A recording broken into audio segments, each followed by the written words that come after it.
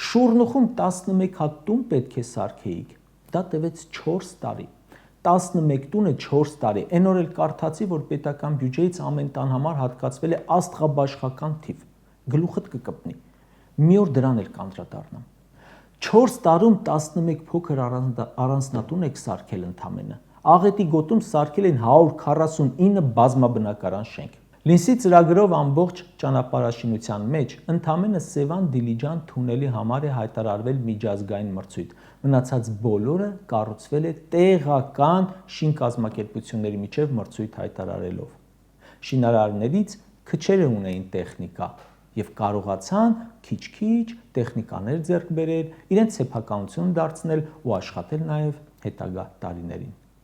Այն որ մի բան սարքում են, քանդվում է ու Նիկոլն ասում է, մենք ճանապարհ սարքել չգիտենք, մենք զրոյից ենք սովորում, ոչ։ Քեզանից առաջ մեր շինարարներին վստահել են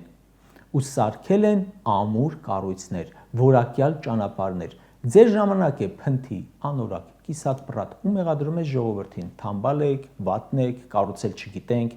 լավ էլ գիտենք։ Ուղղակի կառուցում են ըստ իրենց տրված պահանջի։ Դրա համար է երկրորդ նախագահն ասում. Ես այս ժողովրդի հետ 10 տարի աշխատել եմ, աշխատող, չարչարվող, խելացի ժողովուրդ է, ինչ եք ուզում ժողովրդից։